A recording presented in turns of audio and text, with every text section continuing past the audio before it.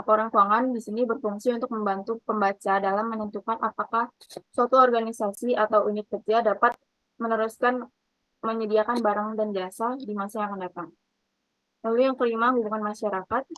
Ini laporan keuangan berfungsi untuk memberikan kesempatan kepada organisasi untuk mengemukakan pernyataan atas prestasi yang telah dicapai kepada pemakai yang dipengaruhi, seperti karyawan dan masyarakat.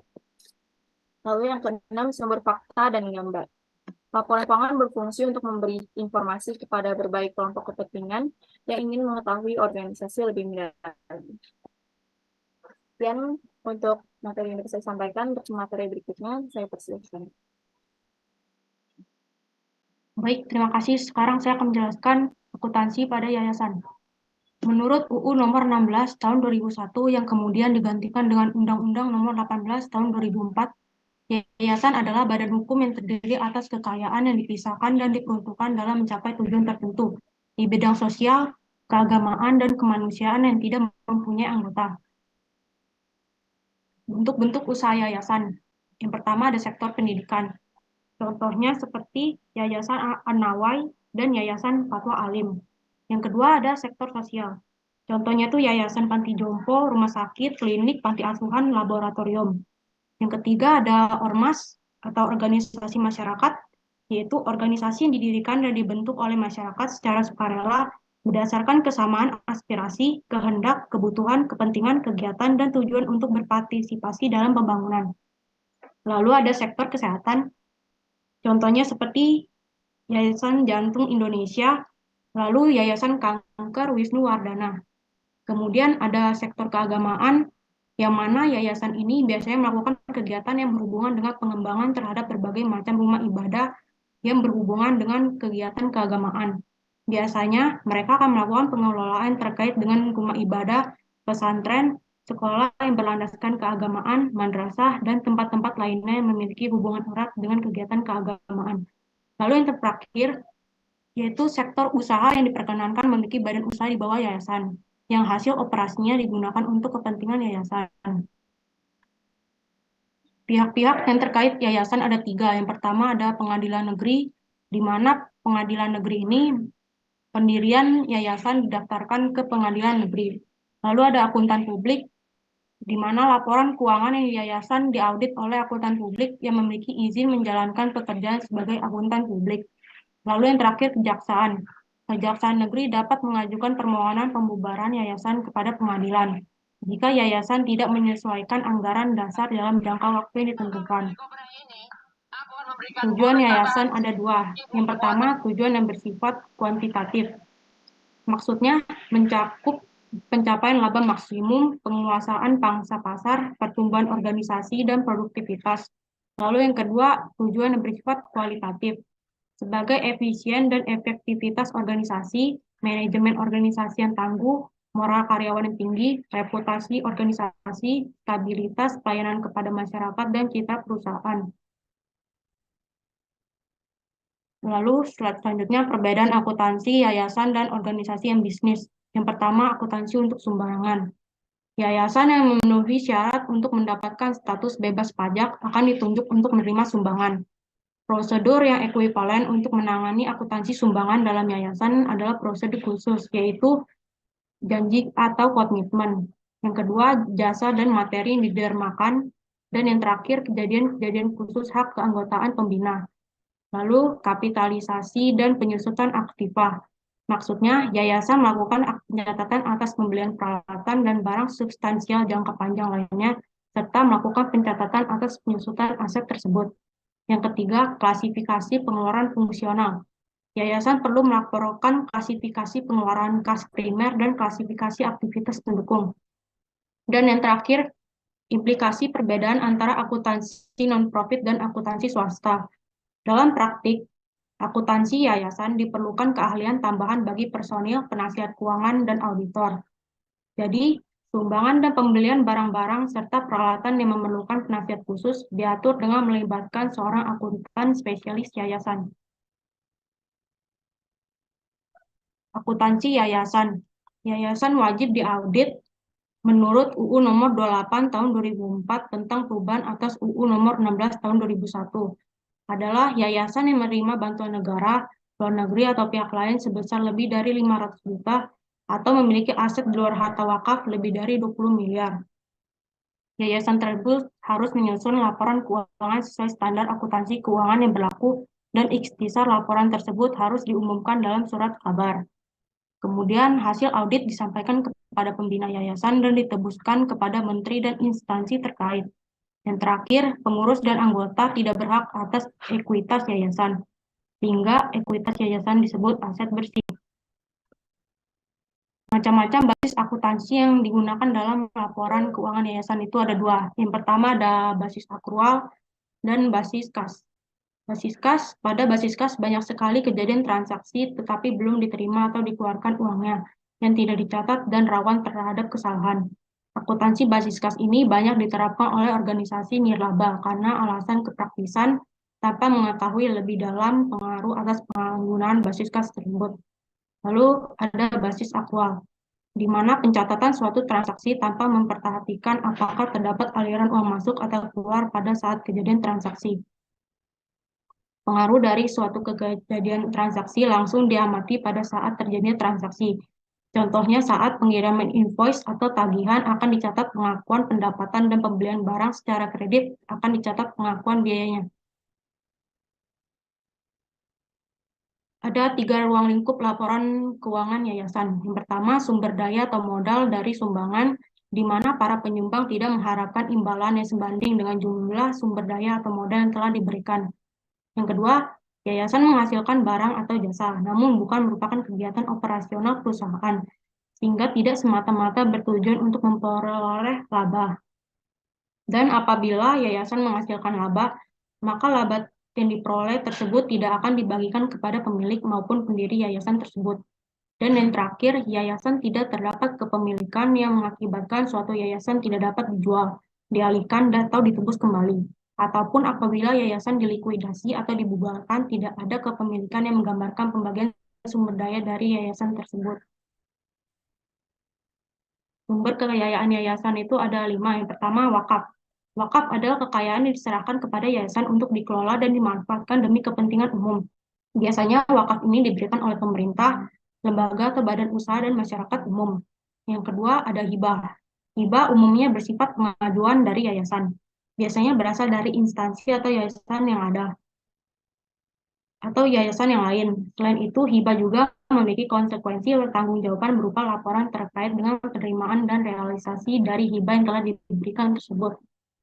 Lalu yang ketiga ada hibah wasiat, merupakan bantuan yang diberikan seseorang atau instansi kepada yayasan karena wasiat dari seseorang yang telah meninggal. Sebelumnya, bantuan ini diberikan dengan harapan dapat berkembang menjadi lebih besar lagi. Lalu ada perolehan lain, adalah pendapatan yang tidak bertentangan dengan anggaran dasar yayasan atau peraturan perundang-undangan yang berlaku, seperti usaha komersil di bawah yayasan. Lalu ada hasil investasi ya, harta yayasan, dan yang terakhir lain-lain seperti dagang usaha atau produksi sementara dari pameran, lelang, dan lain-lain. Dan yang terakhir ada sumbangan atau bantuan tidak mengikat. Laporan keuangan yayasan menganut ISAK 35 yang terdiri dari laporan posisi keuangan, laporan penghasilan komprehensif, laporan arus kas, laporan perubahan aset neto, dan catatan atas laporan keuangan. Istilah-istilah dalam akuntansi yayasan yang pertama adalah pembatasan permanen, yaitu pembatasan dalam penggunaan sumber daya yang ditetapkan oleh pemberi sumber daya atau penyumbang agar sumber daya tersebut dapat dipertahankan secara permanen. Yayasan diizinkan untuk menggunakan sebagian atau semua penghasilan atau manfaat ekonomi lainnya yang berasal dari sumber daya tersebut.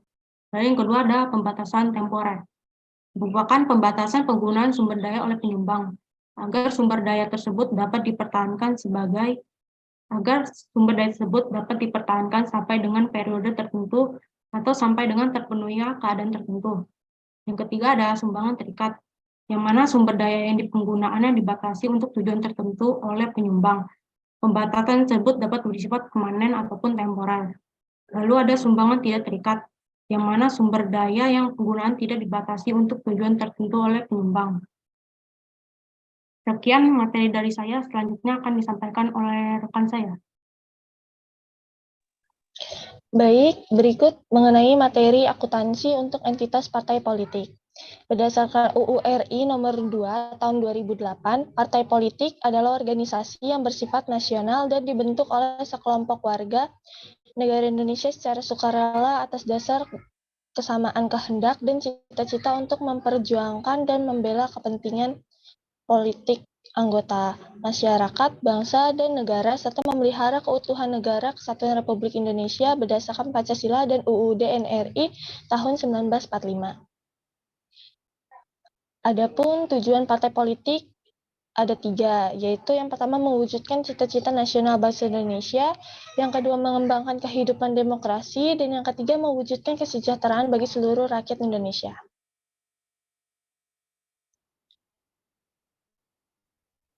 Selanjutnya mengenai fungsi dan peran partai politik. Di sini ada 4. Yang pertama, partai politik itu berfungsi untuk mengembangkan kesadaran atas hak dan kewajiban politik rakyat. Dalam hal ini berperan sebagai sarana sosialisasi politik masyarakat dalam rangka melakukan pendidikan politik bagi rakyat. Yang kedua, yaitu partai politik berfungsi menyalurkan kepentingan masyarakat dalam pembuatan kebijakan negara. Dalam hal ini berperan sebagai sarana komunikasi politik seperti menyalurkan aneka ragam pendapat, aspirasi, dan kepentingan masyarakat dalam pembuatan kebijakan negara. Yang ketiga, partai politik berfungsi untuk membina dan mempersiapkan anggota masyarakat untuk mengisi jabatan-jabatan politik sesuai dengan mekanisme demokrasi. Dan yang keempat, yaitu partai politik sebagai sarana pengatur konflik dengan mengatasi persaingan dan perbedaan pendapat dalam masyarakat. Berikut mengenai karakteristik aktivitas partai politik. Tujuan akhir partai politik adalah mendapatkan mandat dari konstituennya untuk memegang kekuasaan lewat cara-cara demokratis, yaitu lewat pemilihan umum. Partai politik dapat menempatkan anggota maupun kadernya di parlemen, legislatif, atau di pemerintahan eksekutif. Keberhasilan suatu partai politik diukur dengan banyaknya jumlah suara yang direbutnya lewat pemilihan umum. Hal ini menjadikan salah satu karakteristik partai politik adalah membedakannya dengan organisasi nirlaba lainnya. Kegiatan partisipasi dalam pemilu merupakan kegiatan paling besar yang dilakukan oleh partai politik, sehingga pertanggungjawaban keuangan atas kegiatan ini perlu dilakukan tersendiri secara terpisah dari laporan keuangan yang disajikan secara periodik. Struktur organisasi partai politik ada 3. Yang pertama itu pusat, meliputi kepengurusan partai seperti ketua umum, sekretaris jenderal, dan pengurus partai lainnya. Yang kedua yaitu wilayah yang meliputi kepengurusan partai di tingkat provinsi seperti kabupaten atau kota dan kecamatan. Dan yang ketiga yaitu basis, meliputi kepengurusan partai di tingkat desa atau kelurahan.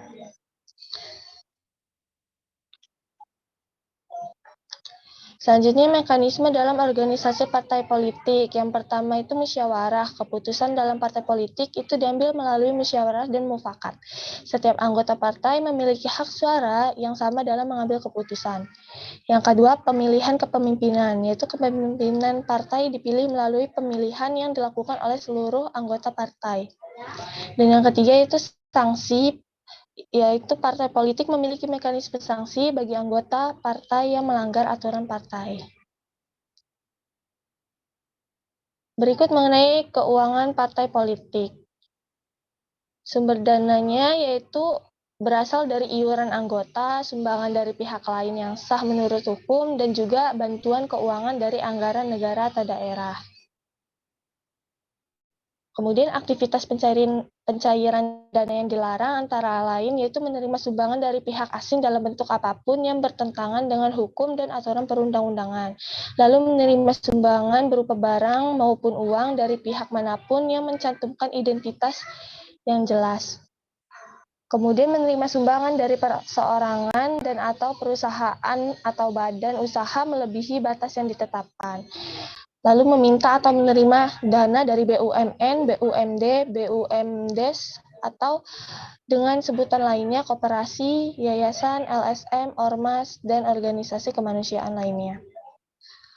Serta memperoleh hasil dari aktivitas bisnis, misalnya dengan mendirikan badan usaha yang yang dapat menghasilkan laba atau menanamkan modal berupa saham pada suatu badan usaha.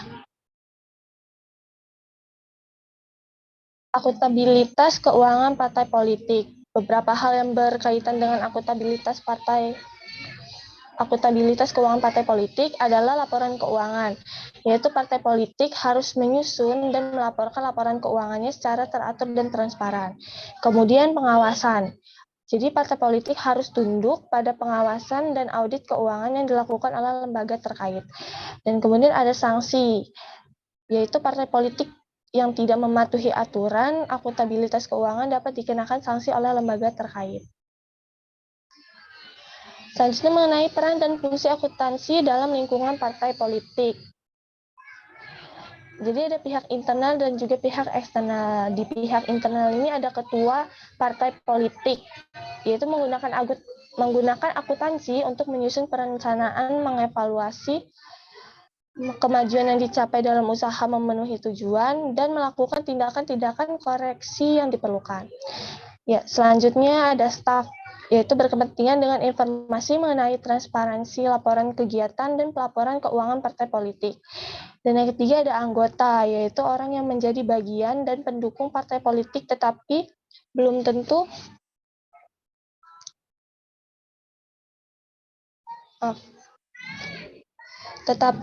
tentu masuk menjadi pengurus partai politik. Yang ketiga ada pihak eksternal. Yang pertama itu donatur, berkepentingan dengan informasi mengenai keseriusan dan kredibilitas partai politik untuk menjalankan program-program pencerdasan masyarakat. Yang kedua itu supplier, pemasok atau kreditur, memutuskan apakah jumlah yang terutang dapat dibayar oleh partai politik pada saat jatuh tempo. Kemudian ada konstituen atau basis massa, yaitu laporan keuangan partai politik yang transparan dan akuntabel akan mengundang simpati masyarakat dan menepis isu miring pada partai politik. Selanjutnya itu mengenai BPK untuk memeriksa laporan keuangan partai politik atas penggunaannya dana bantuan keuangan dari pemerintah. Dan yang terakhir yaitu pemerintah pusat dan daerah yang menerima laporan pertanggungjawaban partai politik. Next. Selanjutnya mengenai tinjauan terhadap ISAK nomor 35 dan kebutuhan standar akuntansi untuk partai politik. Jadi ISAK nomor 35 ini adalah interpretasi standar akuntansi yang diterbitkan oleh Dewan Standar Akuntansi Keuangan Indonesia yang membahas mengenai pengakuan, pengukuran, dan pengungkapan transaksi dan kejadian yang terkait dengan partai politik. ISAK 35 ini memberikan panduan bagi partai politik untuk menyusun laporan keuangan yang akuntabel dan transparan, serta memenuhi kebutuhan informasi yang relevan bagi para pemangku kepentingan. ISAK nomor 35 ini menetapkan bahwa partai politik harus mengikuti standar akuntansi keuangan yang berlaku umum di Indonesia serta mengikuti ketentuan-ketentuan yang terkait dengan kegiatan partai politik seperti yang diatur dalam UU nomor 2 tahun 2011 tentang partai politik.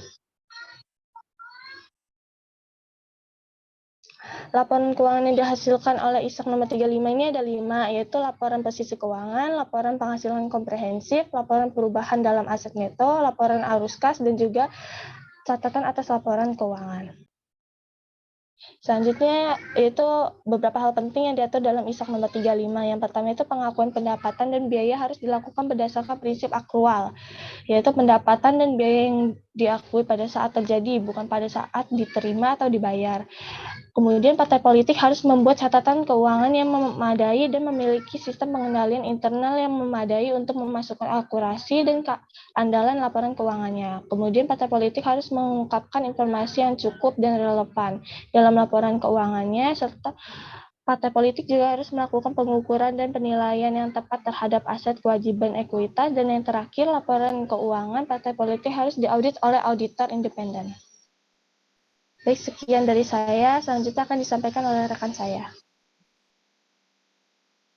Baik, yang selanjutnya itu mengenai studi kasus pada akuntansi, LSM, yayasan, dan parpol. Yang pertama, studi kasus pada lembaga swadaya masyarakat, yaitu Pemuda Peduli Duafa. Nah, Pemuda Peduli Duafa ini merupakan organisasi kepemudaan yang bergerak dalam bidang sosial yang berada di Kabupaten Gresik dengan tujuan untuk berbagi kebahagiaan dan kebermanfaatan kepada sesama manusia, khususnya untuk fakir miskin dan anak yatim piatu. Boleh di next. Nah, standar akuntansi yang digunakan oleh LSM ini tidak mengikuti standar yang berlaku. Laporan keuangan organisasi Pemuda Peduli Duafa ini yang dipublikasikan terdiri dari laporan aktivitas operasional atau laporan kegiatan organisasi yang berupa pencatatan kas dan pencatatan kas penerimaan dan kas pengeluaran. Nah, dari laporan aktivitas operasional tersebut, Pemuda Peduli Duafa ini menyusun laporan bulanan dan laporan tahunan. Basis akuntansi yang digunakan yaitu basis akrual, yang dimana pendapatan dan beban itu diakui pada saat terjadinya transaksi. Lalu dasar pengukurannya itu menggunakan prinsip historis, yang dimana aset yang berasal dari sumbangan berupa barang atau jasa harus dinilai menurut nilai pasar yang berlaku pada saat itu.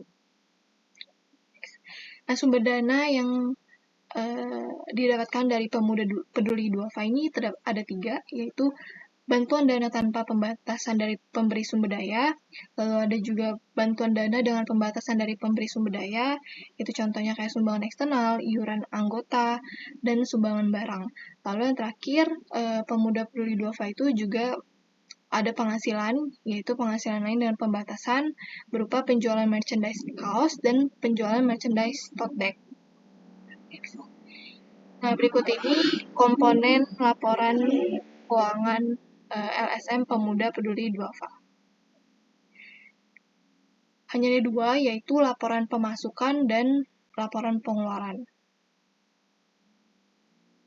Jadi next. Nah, dipublikasikan juga itu mengenai laporan hasil kegiatan. Nah, lalu bagaimana laporan keuangan Pemuda Peduli Duafa itu jika berdasarkan standar akuntansi yang berlaku? Nah, di sini saya menemukan laporan keuangan Pemuda Peduli Duafa yang diteliti agar laporan tersebut itu sesuai dengan standar akuntansi yang berlaku, yaitu ISAK 35 dengan basis akuntansi yaitu basis akrual, dan dasar pengukurannya yang sama yaitu prinsip historis. Nah, hal ini dimaksudkan untuk membandingkan dan mempelajari bagaimana penerapan ISAK 35 di laporan keuangan LSM. Nah, berikut ini merupakan komponen laporan keuangan LSM, yaitu Pemuda Peduli Duafa yang sesuai dengan ISAK 35. Di next. Yang pertama itu adalah laporan posisi keuangan. Nah, dalam laporan posisi keuangan ini hanya ada aset lancar, yaitu kas dan serakas, lalu aset lancar lain, dan juga ada aset neto. Nah, aset lancar lain senilai 415.000 itu diperoleh dari sumbangan berupa barang yang diberikan pemberi sumber daya dengan pembatas, lalu dikurangi dengan barang hasil sumbangan yang dikeluarkan melalui penjualan barang bekas. Boleh di next. Nah, lalu laporan penghasilan komprehensif. Dalam laporan ini, Pemuda Peduli Duafa itu ada pendapatan tanpa pembatasan dari pemberi sumber daya yang dikurangi dengan sumbangan yang disalurkan. Lalu juga ada pendapatan dengan pembatasan dari pemberi sumber daya yang terdiri dari sumbangan dengan pembatasan dan penghasilan lain dengan pembatasan. Nah, sumbangan dengan pembatasan itu diperoleh dari sumbangan eksternal, iuran anggota untuk makrab, sumbangan baju bekas, dan beras. Nah, sedangkan penghasilan lain dengan pembatasan yang sebesar 590.000 itu diperoleh dari penjualan merchandise melalui website dan pemberian online. Nah, sumbangan dana yang digunakan untuk usaha ini berasal dari dana anggota. Boleh di next. Nah, selanjutnya itu laporan arus kas. Dalam laporan arus kas ini, Pemuda Peduli Duafa itu hanya berasal dari aktivitas operasi, sehingga arus kas yang berasal dari aktivitas pendanaan dan investasi itu nggak ada. Lalu dari aktivitas operasi itu ditambahkan dengan kas dan setara kas di awal periode. Lalu yang keempat itu adalah laporan perubahan aset neto. Nah, dalam laporan perubahan aset neto ini, Pemuda Peduli Duafa terdapat aset neto tanpa pembatasan dari pemberi sumber daya dan aset neto dengan pembatasan dari pemberi sumber daya, yang dimana terdapat aset neto yang dibebaskan dari pembatasan. Nah, aset neto yang dibebaskan dari pembatasan ini merupakan aset yang telah diberikan sumber daya dengan pembatasan dan sudah memperoleh keuntungan. Karena tujuan pemberi sumber daya itu biasa digunakan untuk usaha, telah terpenuhi, maka keuntungan ini dapat dibebaskan dari batasan sumber daya. Next. Nah, ini contoh catatan atas laporan keuangannya yang disajikan dari Pemuda Peduli Duafa. Nah, catatan yang disajikan ini merupakan penjelasan secara detail mengenai informasi yang tidak terdapat pada 4 laporan sebelumnya. Nah, berikut itu merupakan contoh catatannya. Boleh di next. Nah, jadi laporan keuangan tahunan Pemuda Peduli Duafa yang aslinya itu tidak sesuai dengan standar akuntansi yang berlaku. Lalu basis akuntansinya sudah sesuai, yaitu menggunakan basis aktual, dasar pengukurannya sudah sesuai dengan prinsip historis, komponen laporan keuangan itu tidak sesuai karena hanya ada laporan pemasukan dan pengeluaran. Lalu sumber dananya itu sudah sesuai. Mungkin itu saja yang dapat saya sampaikan. Studi kasus selanjutnya bisa dilanjutkan oleh rekan saya. Terima kasih. Baik, saya akan melanjutkan studi kasus yang kedua, yaitu di mana Yayasan Hati Gembira Indonesia atau bisa disebut juga dengan YHGI. Selanjutnya, next slide. Nah, ada pun beberapa studi kasus dari Yayasan Hati Gembira Indonesia.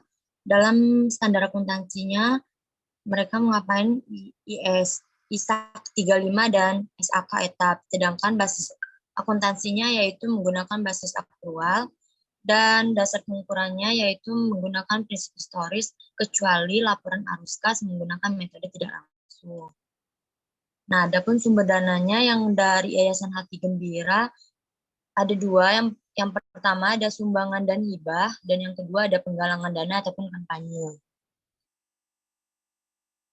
Next slide. Selanjutnya, ada pun komponen laporan keuangan Yayasan Hati Gembira Indonesia.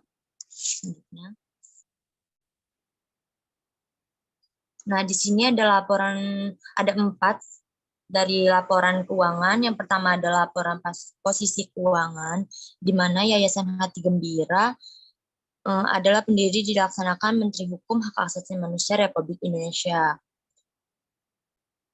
Yang kedua ada laporan penghasil komprehensif, di mana di bidang jasa yayasan menyelenggarakan kegiatan yaitu mendirikan rumah yatim piatu atau panti asuhan dan rumah sakit, rumah perawatan orang lanjut usia sekolah ataupun orang-orang lemah mental.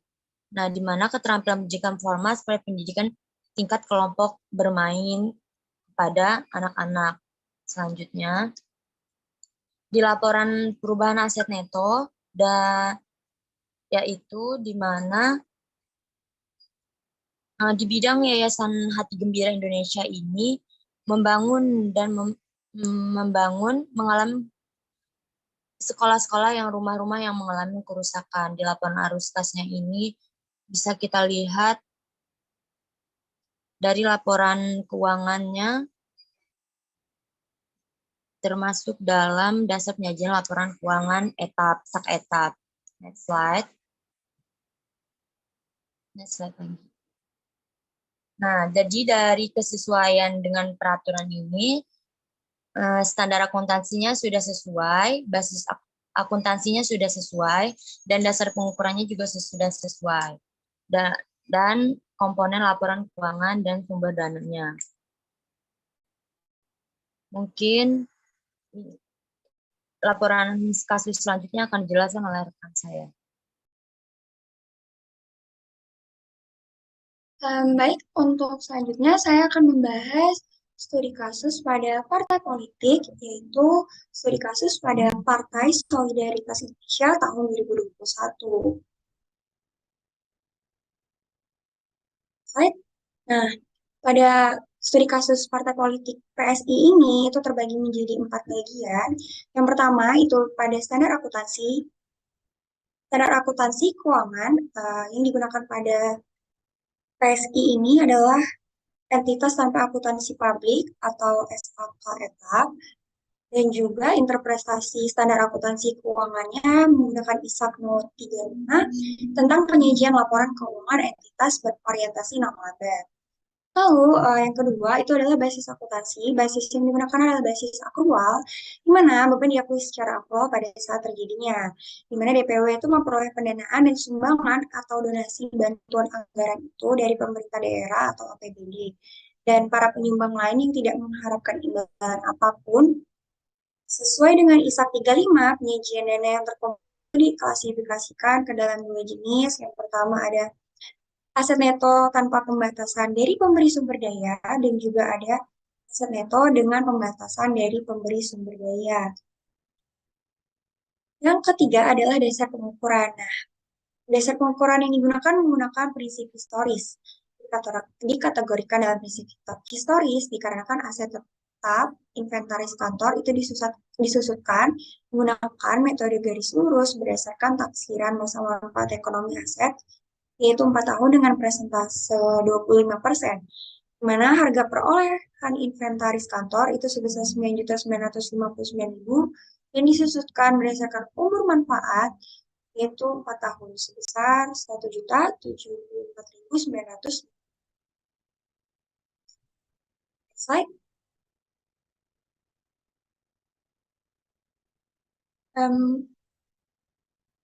Sumber dana yang digunakan itu yang pertama ada bantuan dana tanpa pembatasan dari pemberi sumber daya berupa sumbangan rutin, sumbangan pihak ketiga atau kegiatan sosial, sumbangan rutin, ada sumbangan pengurus dan juga bantuan DPP DPW. Yang kedua itu bantuan dana dengan pembatasan dari pemberi sumber daya. Bantuan itu berupa bantuan APBD dari DKI.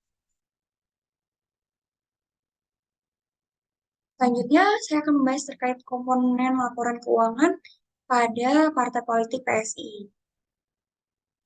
Nah, yang pertama itu adalah laporan posisi keuangan. Nah, di dalam posisi keuangan ini terdapat aset lancar, aset tidak lancar, liabilitas lancar, dan juga aset. Next, selanjutnya adalah laporan laba rugi komprehensif atau laporan penghasilan komprehensif. Nah, itu terbagi menjadi dua komponen. Yang pertama, itu ada tanpa pembatasan dari pemberi sumber daya berupa pendapatan. Pendapatan itu ada penerimaan bantuan dana, dan juga bebannya itu adalah beban administrasi dan umum serta program yang tersedia. Yang kedua itu ada dengan pembatasan dari pemberi sumber daya, ada berupa pendapatan dan juga beban. Pendapatan itu adalah penerimaan kas negara dari APBD, dan beban yang ada itu adalah administrasi dan umum serta program. Selanjutnya adalah laporan perubahan aset neto atau laporan perubahan ekuitas, itu di mana aset neto tanpa pembatasan dari pemberi sumber daya, dan juga ada aset neto dengan pembatasan dari pemberi sumber daya.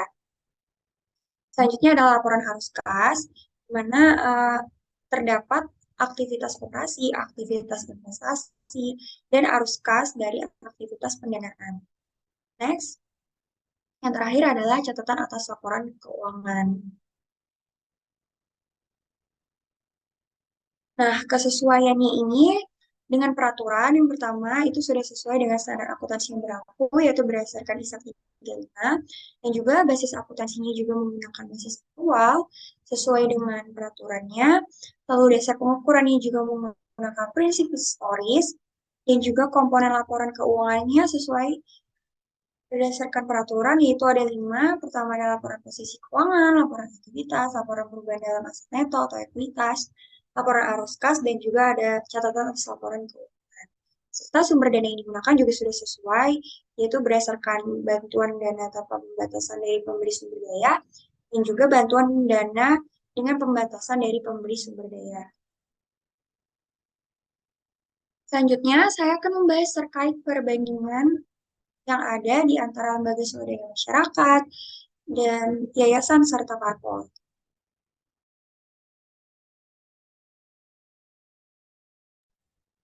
Baik, standar akuntansi yang digunakan di LSM itu menggunakan interpretasi standar akuntansi nomor 35, dan juga untuk yayasan itu juga menggunakan ISAK 35 dan juga SAK ETA. Di parpol itu menggunakan ISAK 35. Lalu di basis akuntansi, ketiganya baik di LSM, yayasan, dan juga parpol itu sama-sama menggunakan basis aktual. Lalu di dasar pengukuran, LSM, yayasan, parpol juga menggunakan prinsip yang sama, yaitu menggunakan prinsip historis. Lalu selanjutnya untuk komponen laporan keuangan pada LSM itu menggunakan laporan posisi keuangan, laporan penghasilan komprehensif, laporan perubahan dalam aset neto, laporan arus kas, dan juga catatan atas laporan keuangan. Pada yayasan, komponen laporan keuangan itu ada laporan posisi keuangan, laporan penghasilan komprehensif, laporan perubahan aset neto, dan juga laporan arus kas. Serta di partai politik itu juga menggunakan komponen laporan keuangannya ada 5. Yang pertama adalah laporan posisi keuangan, laporan aktivitas, laporan perubahan dalam aset atau ekuitas, laporan arus kas, serta catatan atas laporan. Lalu sumber dana yang dipakai itu di LSM yang pertama itu adalah sumbangan dari pihak lain yang sah menurut hukum, iuran anggota, penjualan barang, dan juga jasa. Yang berdasarkan yayasan itu sumber dana yang digunakan adalah sumbangan dan hibah, serta penggalangan dana kampanye. Dan untuk partai politik itu sumber dananya terbagi menjadi 3. Yang pertama ada iuran anggota, yang kedua ada sumbangan dari pihak lain yang sama menurut hukum, serta yang terakhir adalah bantuan keuangan dari anggaran negara atau baik. Sekian presentasi yang bisa saya sampaikan. Untuk pemateri selanjutnya saya persilakan. Baik, yang selanjutnya itu perbandingan penerapan pada studi kasus. Nah, pada LSM, standar akuntansi itu tidak sesuai dengan standar yang berlaku, sedangkan pada yayasan dan parpol itu menggunakan standar akuntansi ISAK nomor 35 dan SAK etap. Dalam basis akuntansi, baik yayasan, LSM maupun parpol itu menggunakan basis aktual. Lalu dasar pengukurannya, baik LSM, yayasan, dan parpol itu menggunakan prinsip historis. Dalam komponen laporan keuangan LSM itu hanya adalah laporan pemasukan, pengeluaran, dan hasil kegiatan. Lalu di yayasan itu adalah laporan posisi keuangan, laporan penghasilan komprehensif, laporan perubahan aset neto, dan laporan arus kas. Di parpol, komponen laporan keuangannya itu adalah laporan posisi keuangan, laporan aktivitas, laporan perubahan dalam aset neto, laporan arus kas, dan catatan atas laporan keuangan. Nah, sumber dana yang digunakan dalam LSM itu ada bantuan dana tanpa pembatasan dari pemberi sumber daya, bantuan dana dengan pembatasan dari pemberi sumber daya, dan penghasilan naik dengan pembatasan. Lalu di yayasan itu sumber dananya berasal dari sumbangan dan hibah, dan penggalangan dana atau kampanye. Nah, di parpol itu sumber dananya berasal dari bantuan dana tanpa pembatasan dari pemberi sumber daya, dan bantuan dana dengan pembatasan dari pemberi sumber daya. Mungkin itu saja yang dapat saya sampaikan. Saya kembalikan kepada moderator. Baik, sekian materi yang bisa kami sampaikan. Untuk selanjutnya kami akan membuka sesi tanya jawab. Bagi teman-teman yang mau bertanya bisa raise.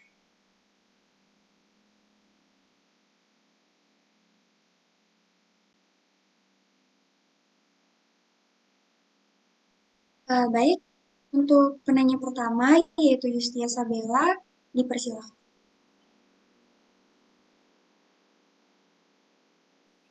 Baik, terima kasih kesempatannya, Zita. Di sini saya Yustia izin bertanya, bagaimana jika terdapat kecurangan atau fraud pada lembaga LSM, yayasan atau partai politik?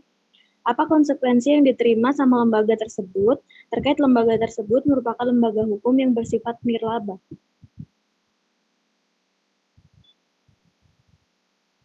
Oke, baik. Terima kasih atas pertanyaan yang sudah diberikan oleh Yustia. Untuk selanjutnya, Niki Nawa dipersilakan. Oke, terima kasih pada moderator yang telah mempersilahkan saya. Jadi saya ingin bertanya terkait dengan hak dan kewajiban dari partai politik. Jadi yang kita tahu sekarang ini kan partai politik itu sifatnya sensitif ya, dan cenderung menganggap ketika satu parpol itu buruk, dan itulah yang jadi pusat perhatian, dan itu kita tidak memperhatikan bahwa nggak semua parpol itu seharusnya dipandang buruk, sehingga membuat kita itu namanya skeptis terhadap perpolitikan. Jadi diperlukannya akuntabilitas melalui publikasi laporan keuangan sebagai bentuk tanggung jawab terhadap kegiatan operasi si parpol tersebut. Meskipun begitu, saya rasa akuntabilitas itu tidak tidak hanya akuntabilitas saja yang diperlukan untuk membangun citra yang baik bagi parpol. Jadi parpol juga harus punya itikat baik dan eh, implementasi dalam membangun citra yang baik melalui hak dan kewajibannya. Jadi saya ingin bertanya, apa sih sebenarnya hak dan kewajiban dari parpol tersebut agar tetap mencerminkan fungsi dan peran yang sesungguhnya, serta larangan apa yang sepatutnya diindahkan oleh parpol. Sekian, terima kasih. Apakah sudah jelas pertanyaan saya? Baik, terima kasih sudah cukup jelas. Untuk penanya yang terakhir yaitu Febriansyah, saya persilakan. Baik, terima kasih atas kesempatannya. Saya Febriansyah. Izin bertanya, mungkin sedikit keluar dari materi pembahasan yang telah dibahas oleh kalian semua. Gimana sih untuk menilai atau cara menilai kinerja dari keuangan LSM, yayasan atau tadi partai politik, metode apa aja, dan ada rasio apa aja, rasio keuangan yang digunakan yang cocok untuk bisa memahami kondisi keuangan mereka, yaitu LSM, yayasan, dan parpol. Itu aja. Terima kasih. Baik, terima kasih untuk teman-teman yang sudah mengajukan pertanyaan. Untuk mempersingkat waktu, kami akan langsung mulai menjawab pertanyaan yang sudah diajukan. Untuk rekan saya yang mau menjawab, boleh dipersilakan. Baik, terima kasih. Saya akan menjawab pertanyaan dari Yustia. Pertanyaannya, bagaimana jika terdapat kecurangan atau fraud pada lembaga, yayasan, LSM, atau partai politik? Apa konsekuensi yang diterima oleh lembaga tersebut terkait lembaga tersebut merupakan lembaga hukum yang bersifat nirlaba? Jawaban yang bisa saya berikan yaitu konsekuensi yang mereka terima itu adalah tercorengnya reputasi. Karena sebagian besar organisasi non-profit bergantung pada dukungan dari pendonor, pemberi hibah, atau sumber-sumber dana lainnya. Maka reputasi menjadi aset penting bagi organisasi non-profit agar mereka mau memberikan dana untuk menjalankannya. Yang kedua, dapat terkena pasal pidana berdasarkan pasal 3 UU 31 tahun 1999 yang berbunyi setiap orang yang dengan tujuan menguntungkan diri sendiri atau orang lain atau suatu korporasi menyalahgunakan kewenangan, kesempatan atau sarana yang ada padanya karena jabatan atau kedudukan yang dapat merugikan keuangan negara atau perekonomian negara dipidana dengan pidana penjara seumur hidup atau pidana penjara paling singkat 1 tahun dan paling lama 20 tahun dan denda paling sedikit 50 juta dan paling banyak 1 miliar. Sekian dari saya. Jika rekan saya ada yang mau menambahkan, saya persilahkan.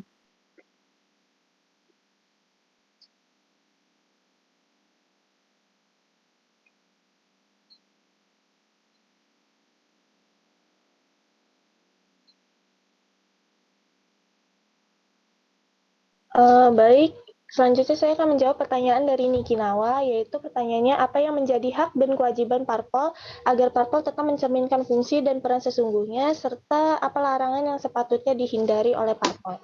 Jadi, beberapa hak parpol yaitu yang pertama memperoleh perlakuan yang sama, sederajat, dan adil di negara, kemudian mengatur dan mengurus rumah tangga organisasi secara mandiri, memperoleh hak cipta atas nama, lambang, dan tanda gambar partainya dari Departemen Kehakiman sesuai dengan peraturan perundang-undangan, lalu ikut serta dalam pemilihan umum sesuai dengan ketentuan UU tentang pemilihan umum, kemudian mengajukan calon untuk mengisi keanggotaan di lembaga perwakilan rakyat, mengusulkan pergantian antar waktu anggota di lembaga perwakilan rakyat, mengusulkan pemberhentian anggota di lembaga perwakilan rakyat, dan mengusulkan pasangan calon presiden dan wakil presiden sesuai peraturan perundang-undangan. Nah, kewajiban partai politik sendiri yaitu mengamalkan Pancasila, melaksanakan UUD NRI, dan peraturan perundang-undangan lainnya.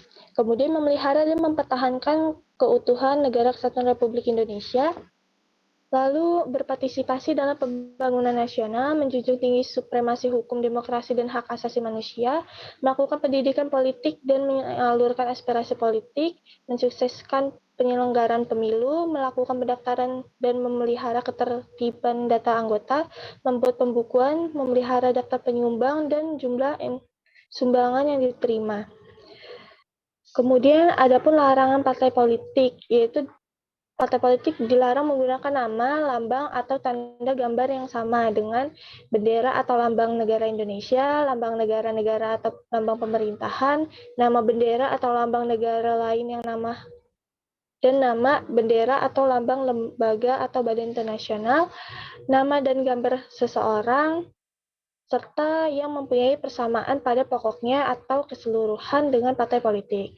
Yang kedua, yaitu partai politik juga dilarang melakukan kegiatan yang bertentangan dengan UUD NRI dan peraturan perundang-undangan lainnya, melakukan kegiatan pembahayaan keutuhan negara, melakukan kegiatan yang bertentangan dengan kebijakan pemerintah dalam memelihara persahabatan dengan negara lain, menerima atau memberi kepada pihak asing sumbangan dalam bentuk apapun yang bertentangan dengan peraturan perundang-undangan, menerima sumbangan baik berupa barang atau uang dari pihak manapun dengan mencantumkan identitas yang jelas, menerima sumbangan dari seseorang atau perusahaan melebihi batas yang ditetapkan, meminta dan menerima dana dari badan usaha milik negara, badan usaha milik daerah, BUMD, atau dengan sebutan lainnya, mendirikan badan usaha atau memiliki saham suatu badan usaha, serta menganut, mengembangkan, dan menyebarkan ajaran atau paham komunisme. Apakah jawaban saya sudah jelas?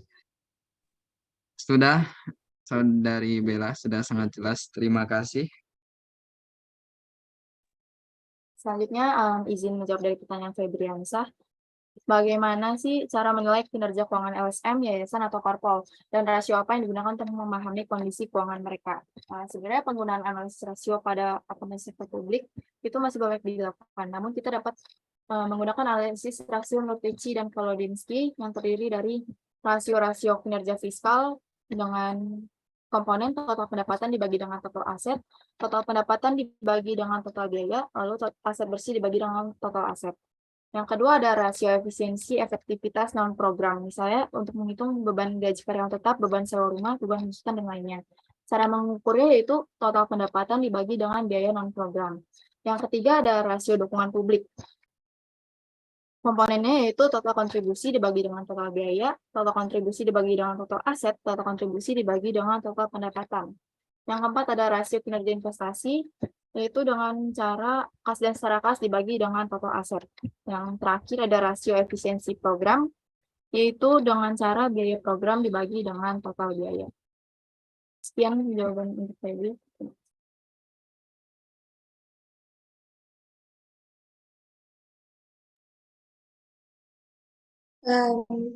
Baik, mungkin sekian presentasi dari kelompok kami.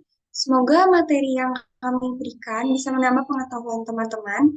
Dan jika ada kekurangan dalam penyampaian presentasi kami pada hari ini, kami mohon maaf. Sekian dari kami dan wassalamualaikum warahmatullahi wabarakatuh.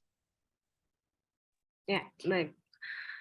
Waalaikumsalam ya. Terima kasih kelompok 1 ini sudah menyajikan dengan lengkap sekali ya terkait dengan ketiga jenis lembaga dari organisasi publik yang berorientasi non-laba ya.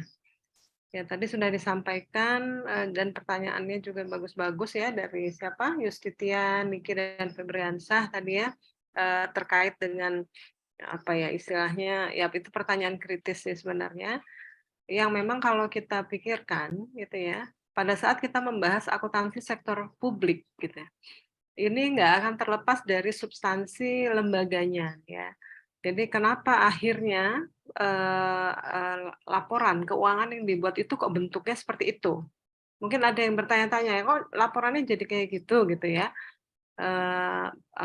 tidak seperti pada umumnya ada laporan misalnya laporan penghasilan komprehensif misalnya gitu ya kemudian ada laporan arus kas neto nah itu kan agak unik begitu ya nah itu karena kebutuhan akuntabilitas dari jenis organisasi ini memang berbeda ya terkait dengan apa yang ditanyakan oleh Febriansah tadi juga ya bahwa gimana sih mengukur kinerja keuangannya gitu ya. Nah pada saat kita mengukur kinerja keuangannya memang agak repotnya begini. Perhatian masyarakat atau orang terhadap organisasi ini nggak fokus kepada keuangannya sebenarnya. Walaupun kemudian ini diaudit oleh kantor akuntan publik, tetapi fokus dari apa istilahnya, kinerja dari lembaga-lembaga ini atau organisasi ini adalah apa yang dirasakan oleh masyarakat, oleh publik terhadap organisasi ini. Ya, sehingga pengukuran kinerjanya itu nanti yang akan dibahas oleh kelompok berikutnya ya, pada saat kita membahas mengenai performance measurement. Gimana sih kinerja, mengukur kinerja dari organisasi sektor publik ya, yang nanti akan mungkin ketemu dengan value for money. Ya, nah apa ya istilahnya, kalau kita lihat gitu ya, kalau kita lihat bahwa organisasi ini kemudian pentingnya apa membuat laporan keuangan ya, karena ingin memberikan akuntabilitas terhadap para stakeholder-nya, para pemberi dana dan sebagainya ya. Mereka perlu tahu uang itu diapain, dipertanggungjawabkan seperti apa. Ya memang akhirnya ya peran dari standar ya seperti tadi akhirnya muncullah ISAK 35 ya untuk organisasi non laba ya, organisasi berorientasi non laba. Ya, namanya aja udah spesifik ya. Jadi orientasinya memang bukan laba sehingga fokus dari pelaporannya bukan ke labanya gitu ya. Kita bisa lihat ya, bukan ke labanya tetapi bagaimana itu menyajikan apa yang terjadi sesungguhnya di keuangan organisasi itu. Ya, dan bisa dipertanggungjawabkan tentunya begitu. Ya, mungkin demikian. Dan tadi pertanyaan penting juga mungkin pada saat tadi ya, kita kemudian menilai bahwa ini sudah berbasis akuntansi yang benar menggunakan akrual. Ya, mungkin kita perlu bertanya apa sebenarnya kuncinya apa? Dia pakai cash basis atau pakai accrual basis itu apa kuncinya? Ya, itu perlu diketahui gitu ya. Ya, pada saat kita melihat adanya transaksi yang diakui ya pada saat terjadinya itu accrual, dan yang kedua adalah adanya akun-akun hutang dan piutang. Jadi kalau ada akun hutang piutang itu sudah menunjukkan bahwa dia pakai accrual. Karena pada saat menggunakan cash basis, akun hutang piutang itu nggak ada. Ya, karena dia hanya mencatat pada saat uang kas diterima atau dibayarkan. Hanya itu yang dicatat. Ya, jadi kayak tadi ada salah satu yang disajikan kelompok ini ada yang hanya mencatat misalnya penerimaan dan pengeluaran kas saja, nah artinya dia tidak menggunakan accrual. Ya, kecuali dia menyajikan tambahannya adalah ini punya hutang sekian, punya piutang sekian. Nah, itu menunjukkan bahwa dia pun sudah menggunakan accrual. Ya, mungkin demikian tambahan dari Ibu ya untuk topik di sesi 13. Untuk selanjutnya kita akan lanjut ke topik performance measurement dan responsibility center ya, pusat pertanggungjawaban. Silahkan kelompok berapa? Oke, baik, Bu. Izin share. Oke, ya silahkan.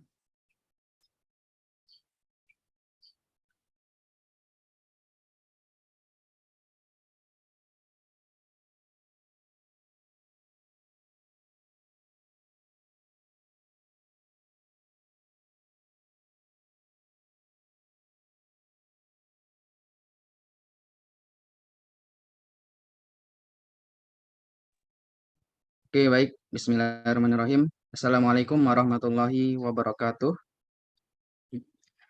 Yang terhormat dosen pengampu mata kuliah akuntansi sektor publik, Dr. Fajar Gustiawati, Dewi SE MSI AKT, dan yang kami hormati kawan-kawan rekan mahasiswa sekalian yang saya cintai dan saya banggakan. Puji syukur atas kehadirat Allah Subhanahu wa taala karena Ia telah memberikan kita kesempatan untuk menyaksikan presentasi dari kelompok kami, dan saya di sini bertugas sebagai moderator yang akan membimbing jalannya presentasi kali ini. Dan kami di sini akan membahas tentang pusat pertanggungjawaban dan pengukuran kinerja. Sebelum kita masuk materi, ada baiknya kita mengetahui terlebih dahulu siapa yang akan presentasi. Dan kelompok kami terdiri dari 6 orang, yaitu ada saya sendiri, Niki Naumuhako, dan kemudian Nadia Zafira, Siti Atika Zahra, Lafina Mardiasta, Sabila Murtaja Haris, dan Zahra Regar Auli Ibnu Baldah. Oke, kemudian kami di sini akan mempresentasikan beberapa hal terkait dengan pusat pertanggungjawaban. Yang pertama adalah pusat pertanggungjawaban. Yang kedua adalah pengukuran kinerja. Yang ketiga adalah studi kasus. Dan yang terakhir adalah referensi.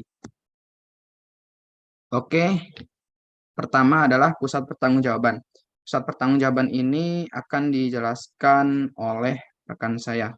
Kepada Nadia, saya persilahkan. Baik, materi pertama yang akan saya sampaikan adalah pusat pertanggungjawaban. Slide selanjutnya. Pengertian pusat pertanggungjawaban sendiri. Pertanggungjawaban sendiri adalah unit, departemen, atau bagian dalam suatu organisasi yang dipimpin oleh manajer yang memiliki tanggung jawab atas pencapaian tujuan dan hasil kerja tertentu. Setiap pusat pertanggungjawaban memiliki otoritas dalam mengelola sumber daya dan bertanggung jawab atas kinerja yang terkait dengan tugas dan tanggung jawabnya. Slide selanjutnya. Tujuan desentralisasi. Tujuan desentralisasi yang pertama adalah mengurangi beban pemerintah pusat terhadap urusan domestik. Yang kedua, memfokuskan pemerintah pusat pada perumusan kebijakan makro nasional yang strategis. Dan yang terakhir adalah memacu pemerintah daerah dalam beradaptasi dalam mengatasi masalah domestik. Slide selanjutnya. Tujuan pusat pertanggungjawaban. Tujuan dari pusat pertanggungjawaban yang pertama adalah sebagai basis perencanaan, pengendalian, dan penilaian kinerja manajer dan unit organisasi. Pusat pertanggungjawaban dapat digunakan sebagai dasar untuk merencanakan kegiatan, mengendalikan pelaksanaan tugas, dan mengevaluasi kinerja manajer dan unit organisasi. Dengan adanya pusat pertanggungjawaban, tujuan, target, dan indikator kinerja dapat ditetapkan secara jelas, sehingga memungkinkan manajer dan unit organisasi untuk merencanakan dan mengarahkan upaya mereka secara lebih efektif. Yang kedua, alat pelaksana strategi organisasi secara efektif dan efisien. Pusat pertanggungjawaban membantu dalam pelaksanaan strategi organisasi secara efektif dan efisien, dengan membagi organisasi menjadi pusat pertanggungjawaban yang terkait dengan tujuan strategis tertentu, tanggung jawab, dan wewenang yang didelegasikan dengan lebih baik.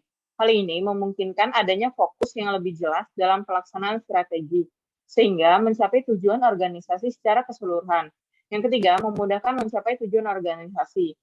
Pusat pertanggungjawaban direncanakan untuk membantu mencapai tujuan organisasi secara efektif. Setiap pusat pertanggungjawaban memiliki tanggung jawab yang jelas dalam mencapai tujuan tertentu, dengan memberikan wewenang dan sumber daya yang diperlukan. Pusat pertanggungjawaban dapat bekerja secara independen untuk mencapai tujuan mereka dan berkontribusi pada kesuksesan keseluruhan organisasi. Yang keempat adalah alat pengendalian manajemen. Dalam hal ini, manajer pusat pertanggungjawaban bertanggung jawab untuk memantau kinerja unit yang mereka pimpin. Mereka menggunakan informasi yang dihasilkan dari sistem pengendalian manajemen untuk memastikan bahwa unit-unit tersebut beroperasi sesuai dengan tujuan, kebijakan, dan standar yang ditetapkan.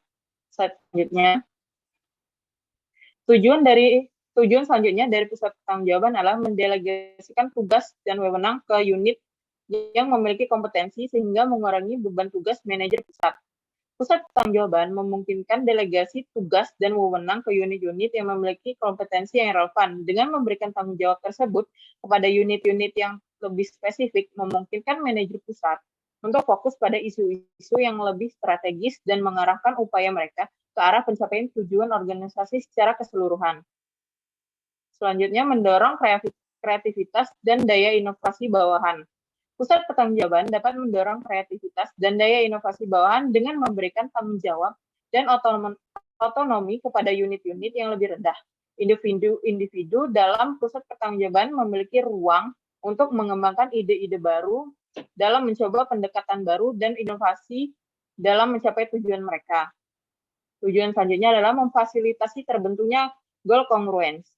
Pusat pertanggungjawaban memfasilitasi terbentuknya goal congruence atau kesesuaian tujuan dalam struktur pusat pertanggungjawaban, tujuan, dan target yang ditetapkan untuk setiap pusat pertanggungjawaban harus sesuai dengan tujuan organisasi secara keseluruhan. Hal ini membantu menciptakan kesesuaian antara tujuan individu dan tujuan organisasi, sehingga mengarahkan pada pencapaian tujuan yang seragam dan konsisten di seluruh organisasi. Slide selanjutnya. Jenis-jenis pusat pertanggungjawaban. Jenis pusat pertanggungjawaban yang pertama adalah pusat biaya. Pusat pertanggungjawaban ini memandang nilai input yang dikeluarkan untuk mengukur kinerja manajer dan bukan dari nilai output yang dihasilkan. Pusat pertanggungjawaban biaya bertanggung jawab atas pengeluaran atau biaya yang terkait dengan kegiatan atau fungsi tertentu dalam organisasi. Contoh pusat biaya adalah Departemen Teknologi Informasi. Kemudian ada pusat pendapatan. Pusat pendapatan memandang nilai ukuran penjual sebagai ukuran kinerja manajer. Contohnya adalah dari pusat pendapatan, kantor pelayanan publik, dan dinas pariwisata. Slide selanjutnya. Selanjutnya adalah pusat pertanggungjawaban pusat laba. Pusat pertanggungjawaban laba adalah pusat yang memperhatikan nilai selisih input dengan output sebagai penilaian kinerja manajer berupa laba. Contoh pusat laba adalah divisi penjualan regional, unit bisnis yang mandiri, atau cabang perusahaan yang memiliki pertanggung jawab penuh atas kinerja keuangan mereka. Selanjutnya ada pusat investasi. Pusat investasi adalah pusat pertanggungjawaban yang memperhatikan laba yang dihasilkan terkait dengan investasi yang ditanamkan sebagai ukuran kinerja manajer. Contoh pusat investasi adalah lembaga keuangan seperti bank atau lembaga keuangan pemerintah yang memiliki portofolio investasi atau mengelola dana pensiun pegawai. Slide selanjutnya. Dan jenis pusat pertanggungjawaban yang terakhir adalah pusat beban terbatas. Pusat beban terbatas adalah unit pertanggungjawaban yang menghasilkan output yang bersifat non-finansial atau bagi unit yang tidak ada hubungan kuat antara pemakaian sumber input dan hasil yang dicapai ataupun output. Contoh pusat beban terbatas adalah divisi penelitian dan pengembangan. Dan juga ada bagian sumber daya manusia. Sekian yang dapat saya sampaikan. Untuk materi selanjutnya akan disampaikan oleh rekan saya. Terima kasih.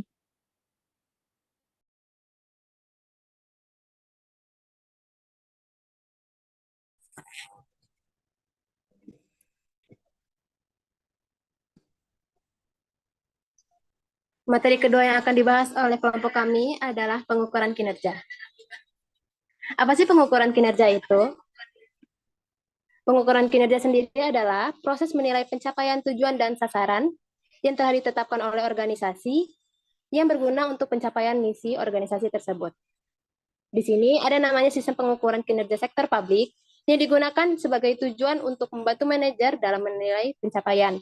Dan tingkat keberhasilannya dapat diukur dengan dua alat, yaitu alat ukur finansial dan non-finansial. Slide selanjutnya. Berikut adalah tujuan pengukuran kinerja. Yang pertama adalah mengetahui tingkat ketercapaian tujuan organisasi. Ini menunjukkan apakah organisasi berjalan sesuai arah atau menyimpang dari tujuan yang ditetapkan. Yang kedua adalah menyediakan sarana pembelajaran pegawai. Yang ketiga adalah memperbaiki kinerja periode-periode berikutnya, di mana dalam organisasi menciptakan keadaan setiap orang dan organisasi dituntut untuk berprestasi. Slide selanjutnya. Memberikan pertimbangan yang sistematik dalam membuat keputusan dan pemberian penghargaan dan hukuman. Organisasi yang berkinerja tinggi menciptakan sistem penghargaan seperti kenaikan gaji atau tunjangan, promosi atau hukuman, dan penundaan promosi atau teguran jika pegawainya melakukan kesalahan. Yang kelima adalah memotivasi pegawai. Dengan adanya penilaian kinerja ini, dihubungkan dengan manajemen kompensasi, maka jika pegawai berkinerja tinggi atau berkinerja baik akan memperoleh penghargaan. Dan yang terakhir ada menciptakan akuntabilitas publik, yaitu penilaian kinerja menunjukkan seberapa besar kinerja manajerial dicapai dengan dasar penilaian akuntabilitas kinerja. Diukur dan dilaporkan dalam bentuk laporan kinerja sebagai bahan evaluasi kinerja untuk pihak internal maupun eksternal organisasi. Slide selanjutnya. Ada indikator pengukuran kinerja yaitu input, output, outcome, benefit, dan impact. Akan dijelaskan melalui value over money oleh rekan saya.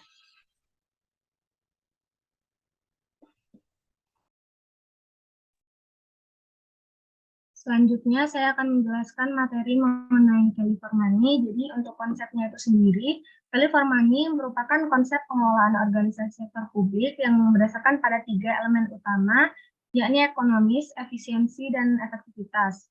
Jadi, untuk ekonomis itu sendiri merupakan perbandingan input dengan input value atau nilai input yang dinyatakan dalam satuan moneter. Kemudian, untuk efisiensi merupakan perbandingan output atau input yang dikaitkan dengan standar kinerja atau target yang telah ditetapkan. Terakhir ada efektivitas, itu yang secara sederhana merupakan perbandingan antara outcome dengan output. Slide selanjutnya. Jadi untuk pengukuran value for money, tujuan yang dikehendaki terkait pelaksanaannya, yang pertama untuk ekonomis itu bertujuan agar hemat cermat dalam pengadaan dan alokasi sumber daya. Lalu untuk efisiensi bertujuan untuk mencapai produktivitas, yakni hasil kerja dapat dicapai dengan sumber daya yang rendah. Terakhir, untuk efektivitas ditujukan agar berhasil guna dalam arti mencapai tujuan dan sasaran. Slide selanjutnya. Berikut ini merupakan ilustrasi hubungan ataupun korelasi antara faktor-faktor dalam value for money, berada nilai input, output, dan juga outcome. Slide selanjutnya. Terdapat beberapa model sistem pengukuran kinerja yang telah dibuat oleh akademisi maupun praktisi. Jadi, model-model tersebut yang pertama ada balance scorecard. Sampai saat ini, balance scorecard ini merupakan model yang terpopuler untuk sistem pengukuran kinerja yang telah dikembangkan. Kerangka kerja dari balance scorecard itu sendiri menggunakan 4 buah perspektif, yaitu ada keuangan, pelanggan, proses bisnis internal, dan juga proses pembelajaran dan pertumbuhan. Yang kedua ada sustainability balance scorecard, merupakan perluasan dari model balance scorecard dengan penambahan aspek lingkungan dan sosial. Yang ketiga ada Cambridge model yang menggunakan product group sebagai dasar untuk identifikasinya. Yang keempat ada integrated performance measurement system, merupakan model sistem pengukuran kinerja yang bertujuan agar sistem pengukuran tersebut lebih terintegrasi, efisien, dan efektif. Kemudian yang terakhir ada Integrated Environment Performance Measurement System, merupakan model sistem pengukuran kinerja yang berkaitan dengan lingkungan, menggunakan ukuran-ukuran kuantitatif dan kualitatif yang digunakan secara bersama-sama. Slide selanjutnya. Nah, untuk proses pengukuran kinerja ini, yang pertama ada mendefinisikan misi, penetapan tujuan, sasaran, dan strategi perusahaan. Misi bertujuan meyakinkan adanya satu kesatuan tujuan di dalam perusahaan. Sasaran merupakan tujuan organisasi yang sudah dinyatakan secara eksplisit dengan disertai batasan waktu yang jelas. Sedangkan untuk strategi adalah cara atau teknik yang digunakan organisasi untuk mencapai tujuan dan sasaran tersebut. Lalu ada penetapan dan pengembangan indikator. Indikator kinerja merupakan suatu yang akan dihitung dan diukur dan mengacu pada penilaian kinerja secara tidak langsung, yaitu hal-hal yang sifatnya hanya merupakan indikasi kinerja. Ukuran kinerja mengacu pada penilaian kinerja secara langsung. Lalu ada pengukuran kinerja dan penilaian hasil pengukuran. Nah, mengukur tingkat ketercapaian tujuan dan sasaran organisasi, jika kita sudah mempunyai indikator dan ukuran kinerja yang jelas, maka pengukuran kinerja bisa diimplementasikan. Mengukur tingkat ketercapaian tujuan, sasaran, dan strategi adalah membandingkan hasil aktual dengan indikator dan ukuran kinerja yang telah ditetapkan. Lalu yang terakhir ada pelaporan hasil-hasil secara formal. Laporan secara formal akan memberikan gambaran kepada penerima informasi mengenai nilai kinerja yang berhasil dicapai oleh organisasi tersebut. Slide selanjutnya. Lalu ada materi mengenai laporan akuntabilitas kinerja. Laporan akuntabilitas kinerja instansi pemerintah, LAKIP, yang sudah berubah nama menjadi laporan kinerja atau disingkat menjadi LAKIN, merupakan dokumen yang berisi gambaran perwujudan kewajiban suatu instansi pemerintah untuk mempertanggungjawabkan kinerja pelaksanaan visi dan misi organisasi dalam mencapai sasaran dan tujuan yang telah ditetapkan melalui pertanggungjawaban secara periodik. Selanjutnya. Untuk komponen laporan kinerja itu sendiri ada 5, dengan masing-masing bobotnya, yang perencanaan kinerja sebesar 30%, lalu ada pengukuran kinerja sebesar 25%, laporan kinerja 15%, evaluasi internal 10%, dan capaian sasaran atau kinerja organisasi 20%. Nah, selanjutnya, untuk contoh isi dari laporan kinerja itu sendiri, ini menggunakan laporan kinerja tahun 2022 dari Kementerian Pendidikan dan Kebudayaan. Nah, untuk laporan akuntabilitas kinerja ini yang membedakan dengan laporan keuangan, kalau laporan kinerja ini dari komponennya itu sendiri bisa dilihat secara sekilas, ada divisor eksekutif, kemudian ada pendahuluan, perencanaan kinerja, akuntabilitas kinerja, penutup, dan diakhiri dengan lampiran. Selanjutnya, nah, seperti ini sekilas mengenai isi dari laporan kinerja. Untuk materi selanjutnya akan disampaikan oleh rekan saya. Baik, untuk selanjutnya membahas terkait studi kasus. Next slide. Studi kasus yang kami ambil yaitu pengukuran kinerja Dinas Kesehatan Bandung tahun 2018 dengan metode balance scorecard. Untuk kendala pengukuran kinerja itu sendiri ada 5. Yang pertama, tujuan organisasi bukan profit motif, melainkan peningkatan pelayanan publik dan penyediaan barang publik. Yang kedua, sifat output adalah kualitatif, intangible, dan indirect. Organisasi publik pada umumnya bersifat kualitatif, tidak berwujud dan tidak langsung dirasakan pada saat itu, sehingga kinerja organisasinya lebih sulit diukur. Selanjutnya, antara input dan output tidak mempunyai hubungan secara langsung. Dalam konsep akuntansi pertanggungjawaban, organisasi sektor publik merupakan entitas yang harus diperlakukan sebagai pusat pertanggungjawaban. Sedangkan di sisi lain, karakteristik input yang terjadi sebagian besar tidak dapat ditelusur secara langsung dengan outputnya. Sebagaimana sifat biaya kebijakan. Hal ini menyebabkan sulitnya ditetapkan standar tolak ukur kinerja. Yang keempat, tidak beroperasi berdasarkan market force sehingga perlu instrumen pengganti mekanisme pasar. Organisasi sektor publik tidak beroperasi sebagaimana adanya market competition sehingga tidak semua output yang dihasilkan tersedia di pasar. Oleh karena itu, tidak ada pembanding yang independen, maka dalam pengukuran kinerja diperlukan instrumen pengganti mekanisme pasar. Yang terakhir berhubungan dengan kepuasan pelanggan dalam kurung masyarakat, yaitu organisasi sektor publik menyediakan jasa pelayanan bagi masyarakat yang sangat heterogen. Dengan demikian, mengukur kepuasan masyarakat mempunyai beraneka ragam harapan, dan itu tidak mudah. Selanjutnya,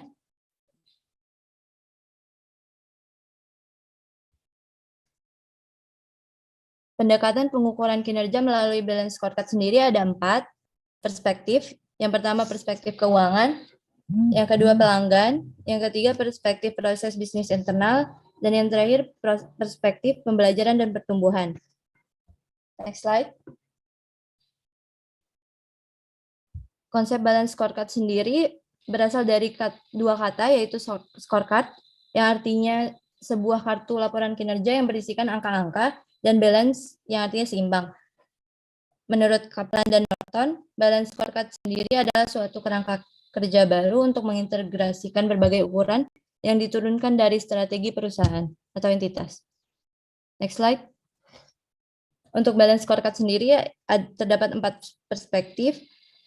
Ada 4 pertanyaan yang bisa diajukan. Untuk perspektif keuangan, apa yang harus kita perlihatkan kepada para pemegang saham? Untuk perspektif konsumen atau pelanggan, apa yang harus kita perlihatkan kepada pelanggan kita atau konsumen? Yang ketiga, perspektif internal atau bisnis internal, proses bisnis apa yang harus kita kuasai atau strategi apa yang akan digunakan.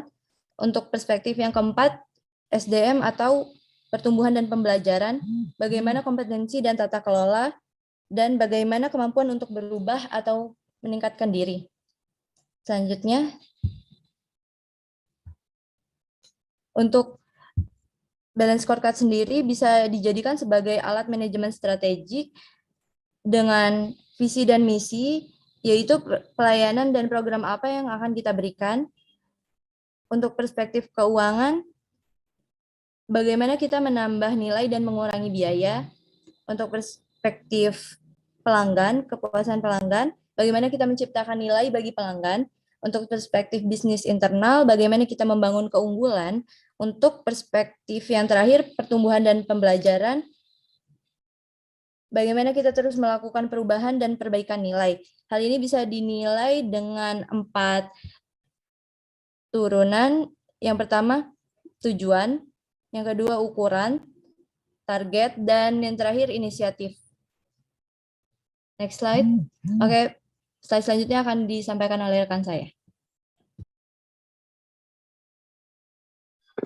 Oke, untuk perspektif keuangan, yang pertama itu ekonomi. Dinas Kesehatan Kota Bandung sudah berhasil melakukan penghematan biaya dari yang telah dianggarkan. Yang kedua, efisiensi. Kinerja Dinas Kesehatan Kota Bandung dilihat dari perspektif keuangan berdasarkan rasio efisiensi memiliki capaian 580,27% dengan kategori tidak efisien. Untuk efektivitas, kinerja Dinas Kesehatan Kota Bandung dilihat dari perspektif keuangan berdasarkan rasio efektivitas memiliki capaian 61,28% dengan kategori kurang efektif. Yang terakhir, kinerja keuangan secara umum kinerja keuangan masih dikatakan baik. Selanjutnya,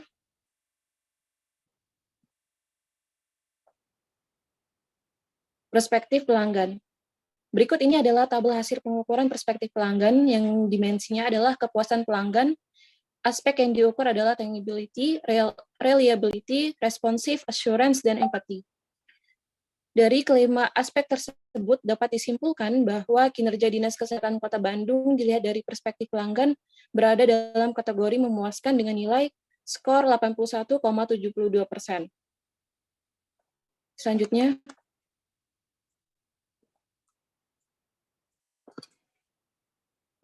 berikut ini adalah hasil pengukuran perspektif proses bisnis internal dengan 3 dimensi, yaitu fasilitas, sumber daya manusia, dan proses. Untuk fasilitas, yaitu aspek yang diukur adalah kondisi sarana-prasarana, jumlah sarana-prasarana, kelayakan sarana-prasarana. Untuk sumber daya manusia, aspek yang diukur adalah kesesuaian jumlah pelanggan, pegawai, kesesuaian kualifikasi pegawai, kesesuaian pendidikan pegawai. Untuk dimensi proses, aspek yang diukur adalah ketepatan pelaksanaan, program dengan perencanaan, yang kedua kemampuan pegawai dalam mengatasi hambatan, yang terakhir kesesuaian pemberian pelayanan. Nah, berdasarkan tabel hasil perhitungan tersebut menunjukkan bahwa nilai skor rata-rata keseluruhan atas perspektif proses bisnis internal adalah 71,96%. Dengan demikian dapat dikatakan bahwa kinerja Dinas Kesehatan Kota Bandung dilihat dari perspektif proses bisnis internal berada pada kategori memuaskan. Selanjutnya, perspektif pembelajaran dan pertumbuhan. Untuk hal ini diukur dengan 2 dimensi, yaitu kemampuan dan motivasi. Aspek yang diukur dalam kemampuan adalah yang pertama pemberian kesempatan untuk meningkatkan kompetensi, yang kedua pemberian kesempatan melanjutkan pendidikan, yang ketiga kondisi ruang kerja, yang keempat pembinaan oleh pimpinan, dan yang terakhir kondisi lingkungan pekerjaan. Untuk dimensi motivasi, aspek yang diukur adalah yang pertama sistem absensi, yang kedua sistem promosi pegawai, yang ketiga sistem reward dan punishment, yang keempat komunikasi antar pegawai, dan yang terakhir itu sistem kerjasama tim. Nah, berdasarkan tabel hasil perhitungan tersebut menunjukkan bahwa nilai skor rata-rata keseluruhan atas perspektif pembelajaran dan pertumbuhan adalah 74,57%. Dengan demikian dapat dikatakan bahwa kinerja Dinas Kesehatan Kota Bandung dilihat dari perspektif pembelajaran dan pertumbuhan berada pada kategori memuaskan. Selanjutnya, nah hasil dari pengukuran secara keseluruhan menunjukkan bahwa penyerapan anggaran yang baik pada Dinas Kesehatan Kota Bandung menyebabkan perspektif pertumbuhan dan pembelajaran, perspektif proses bisnis internal, perspektif pelanggan berada pada kategori memuaskan. Hal ini sejalan dengan teori hubungan sebab akibat perspektif balance scorecard pada organisasi publik yang dikemukakan oleh Niven. Perspektif keuangan menjadi perspektif dasar yang dapat menunjang ketiga perspektif lainnya. Selanjutnya,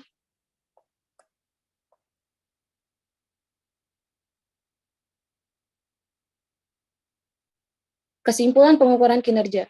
Dari LRA total anggaran belanja pada tahun 2018 dan realisasinya berada pada kategori sangat ekonomis dengan capaian 123,33% tetap dinilai tidak efisien untuk realisasi belanja dan pendapatan dengan capaian 580,27%, serta kurang efektif untuk realisasi penerimaan PAD dan target penerimaannya dengan capaian 61,28%.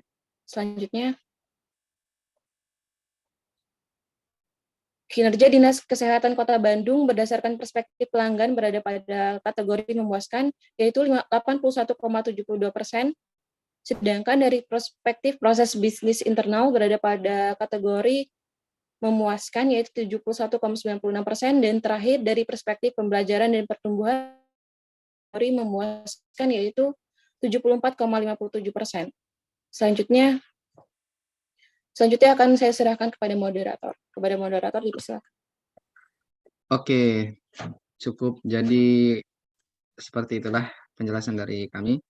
Dan untuk referensinya sendiri dapat dilihat pada PPT. Inilah sumber kami untuk memperoleh informasi atau materi. Kurang lebih ada 7 materi. Oke, cukup sekian. Terima kasih. Jadi selanjutnya adalah sesi pertanyaan bagi yang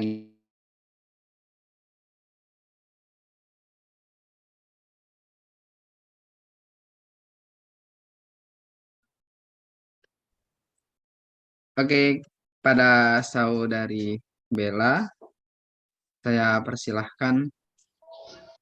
Baik, terima kasih atas kesempatannya. Sebelumnya perkenalkan, nama saya Bella Anggriani.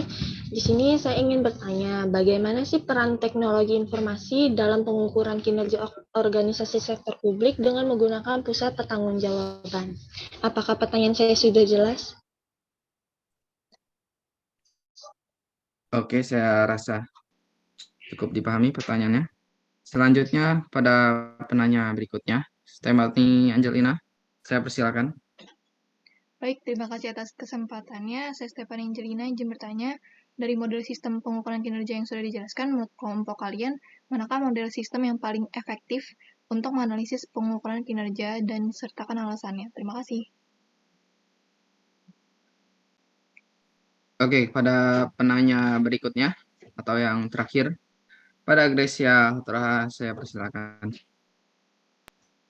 Oke, sebelumnya terima kasih kepada moderator. Di sini saya ingin bertanya terkait dalam slide tujuan pusat pertanggungjawaban tadi.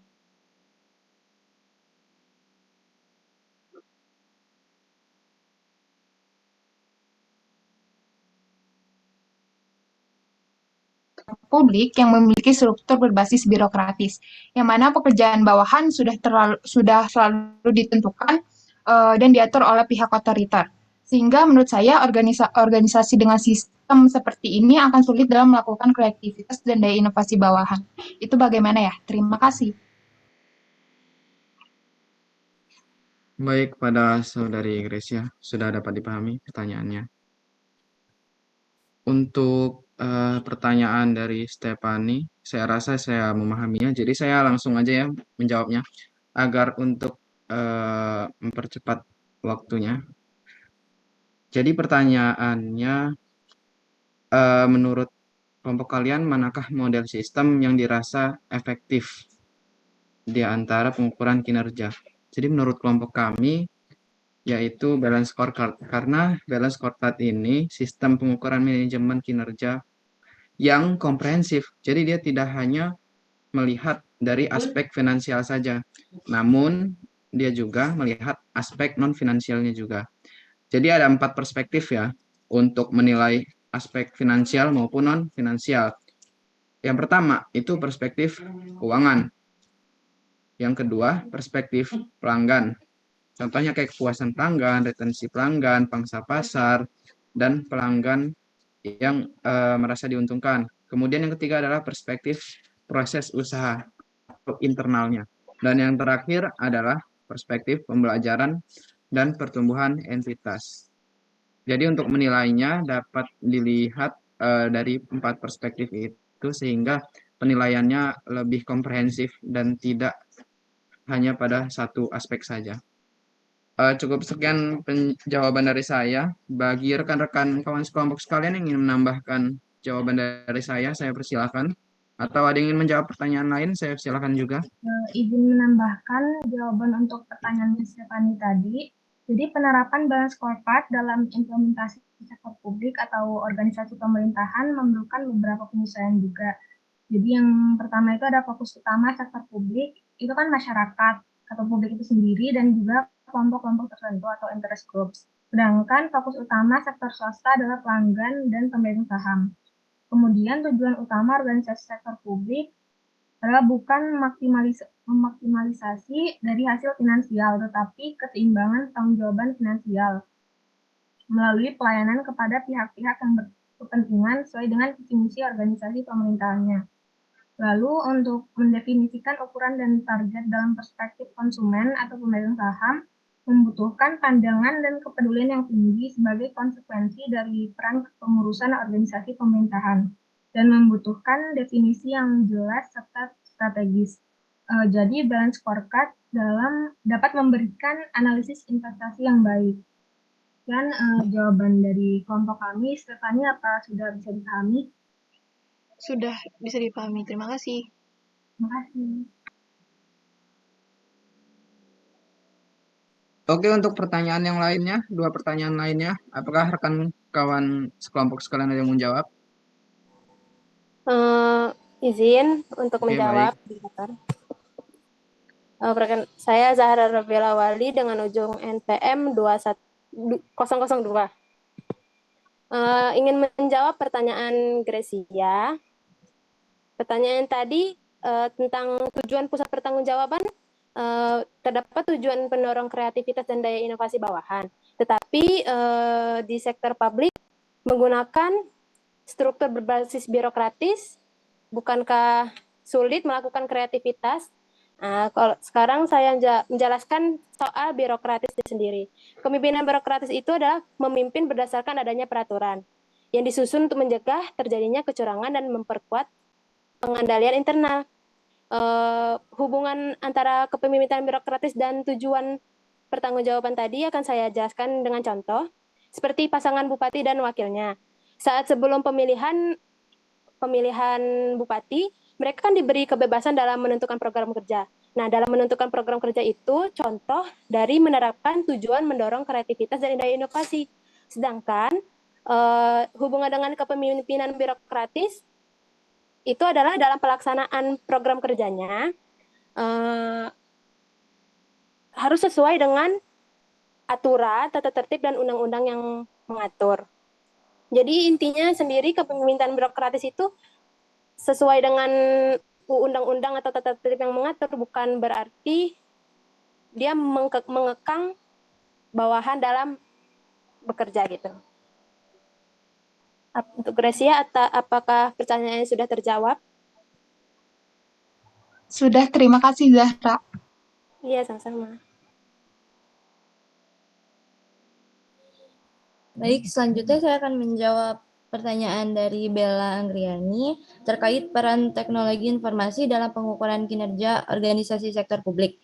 Sebelumnya, teknologi informasi atau TI sendiri memiliki peran penting dalam pengukuran kinerja organisasi sektor publik dengan menggunakan pusat pertanggungjawaban. Beberapa peran teknologi informasi itu sendiri antara lain, yang pertama membantu pengumpulan dan analisis data. Dalam pusat pertanggungjawaban, data merupakan hal yang sangat penting untuk mengukur kinerja.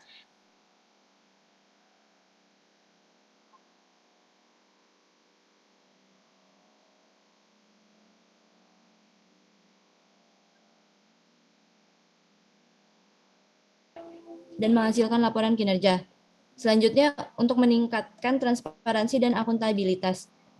TI dapat membantu meningkatkan transparansi dan akuntabilitas dalam pengukuran kinerja dengan memudahkan akses terhadap informasi kinerja bagi semua pihak yang berkepentingan, seperti pimpinan organisasi, pegawai, dan masyarakat. Dan yang terakhir, untuk memudahkan monitoring dan evaluasi. TI dapat mempermudah proses monitoring dan evaluasi kinerja dengan memungkinkan pihak yang berwenang untuk melihat dan mengakses informasi kinerja secara real time. Hal ini dapat membantu dalam pengambilan keputusan yang lebih cepat dan tepat. Baik, sekian. Apabila rekan saya ada yang ingin menambahkan, dipersilakan. Izin menambahkan, untuk peran teknologi informasi ini juga dapat meningkatkan efisiensi dan produktivitas. Nah, dengan penggunaan teknologi informasi, proses pengukuran kinerja dapat dilakukan secara otomatis dan lebih efisien. Hal ini dapat menurunkan biaya dan waktu yang diperlukan dalam proses pengukuran kinerja. Dan yang selanjutnya itu untuk memfasilitasi komunikasi dan kolaborasi. Teknologi informasi dapat memfasilitasi komunikasi dan kolaborasi antara pusat pertanggungjawaban dengan pihak lain dalam organisasi sektor publik. Nah, hal ini dapat membantu dalam meningkatkan koordinasi dan sinergi antara bagian-bagian yang terlibat dalam pengukuran kinerja. Udah itu saja. Apakah sudah, Bella?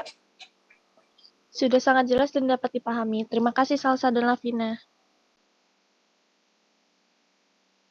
Oke, sepertinya sesi tanya jawabnya sudah usai dan tiap-tiap pertanyaan sudah dijawab dengan jelas. Jadi cukup sekian presentasi dari kami. Mohon maaf apabila ada kesalahan. Dan terima kasih atas partisipasinya. Terima kasih. Assalamualaikum warahmatullahi wabarakatuh. Ya, Waalaikumsalam. Ya, terima kasih ya kelompok berapa ini tadi 7 ya? Kelompok 7, Bu. Ya, kelompok 7 ya. Ya, terima kasih sudah dipaparkan dengan baik ya. Tadi juga daftar referensinya sudah disampaikan ya, lumayan banyak 7 buah. Jadi upaya yang dilakukan ya oleh kelompok 7 untuk memahami topik ini, Ibu pikir sudah bagus gitu ya, sehingga dilihat dari daftar referensinya juga sudah cukup banyak. Ya, mungkin Ibu ingin menanggapi terkait dengan pengukuran kinerja ya dengan balance scorecard. Ya, dengan balance scorecard tadi yang ditanya oleh temannya bahwa kira-kira apa nih pengukuran kinerja yang paling bagus ya diterapkan di organisasi sektor publik.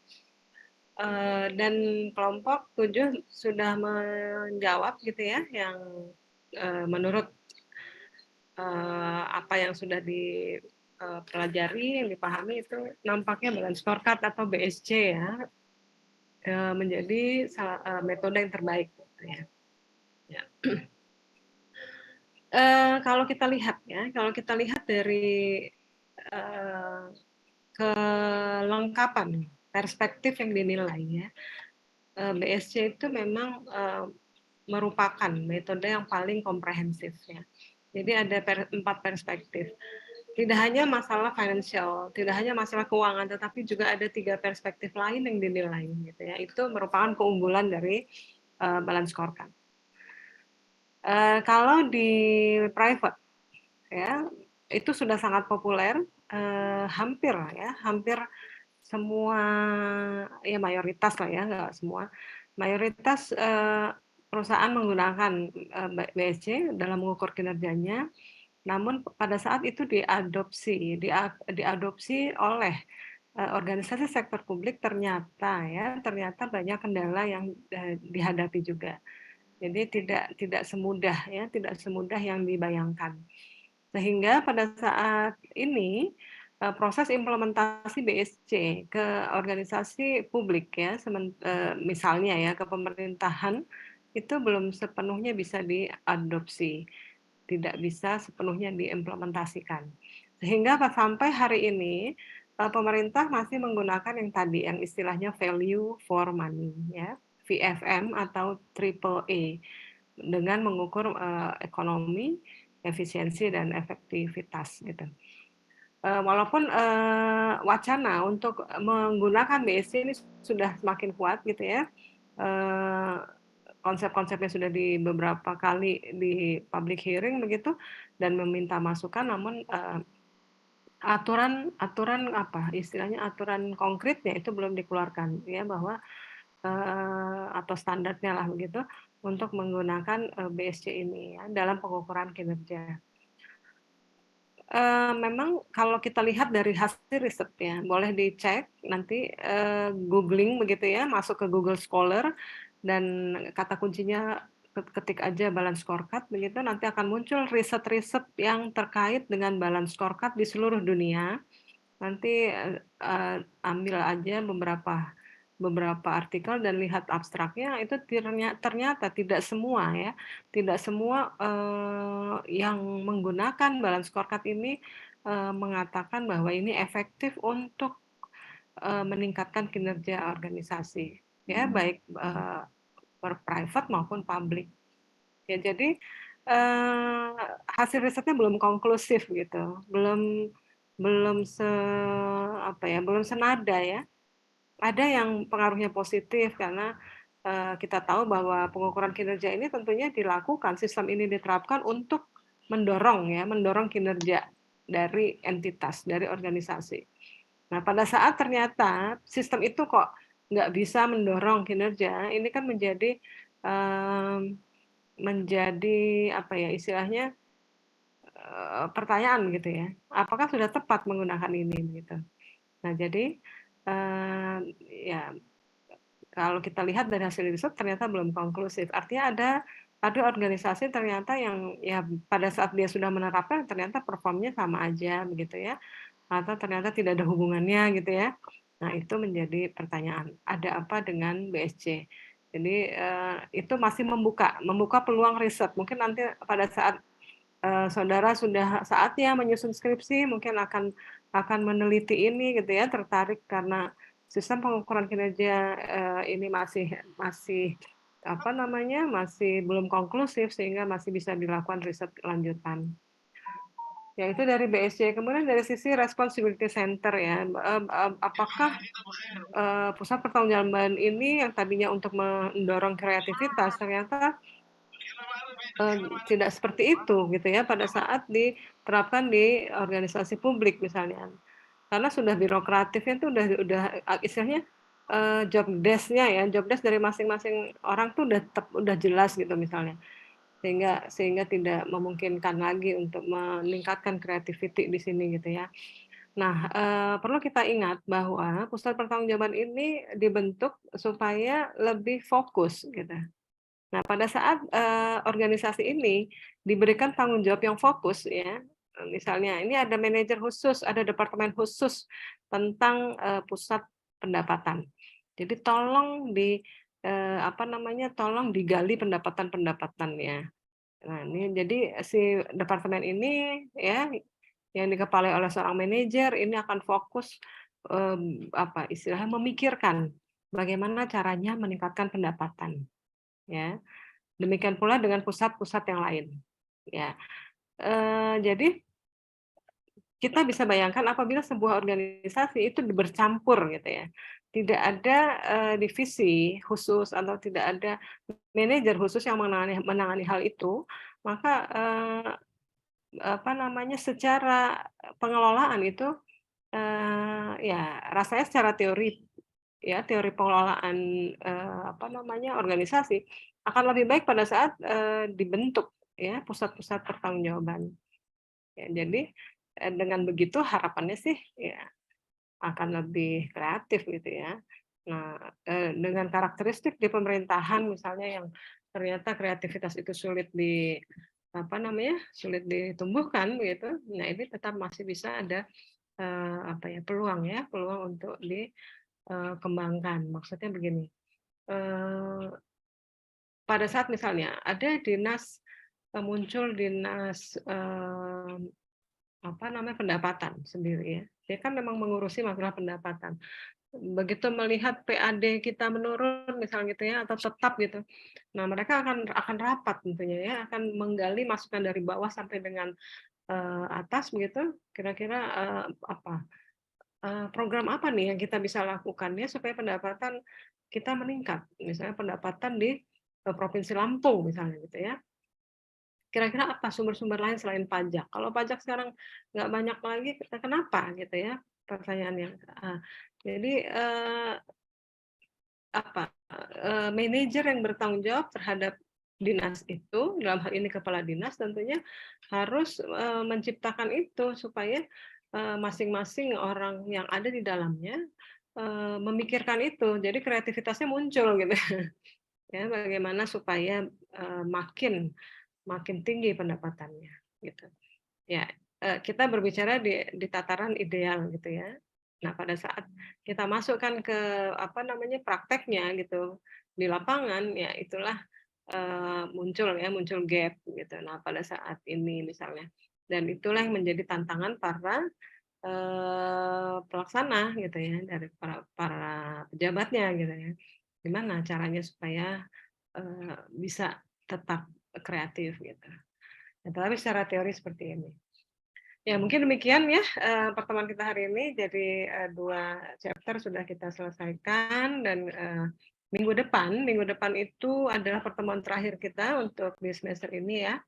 Mudah-mudahan istilahnya mudah-mudahan nggak banyak masalah gitu ya untuk memahami ya, untuk memahami materinya. Ibu lihat kelas ini cukup serius gitu ya.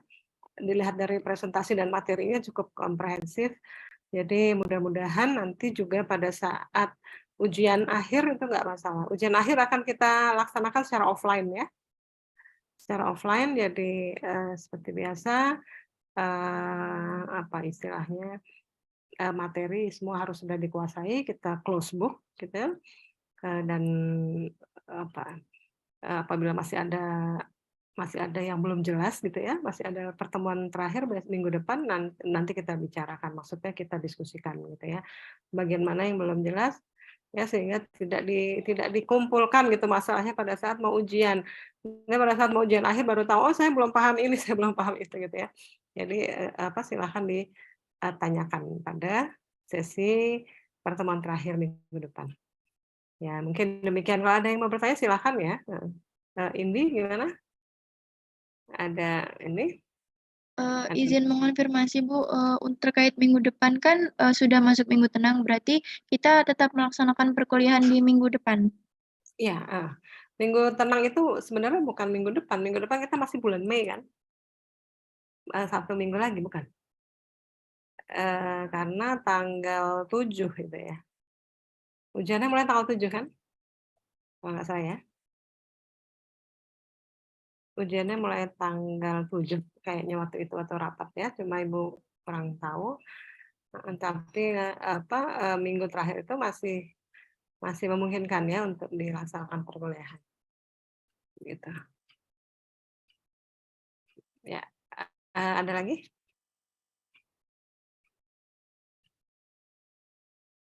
Tidak ada. Baik. Kalau tidak ada cukup mungkin ya pertemuan kita hari ini.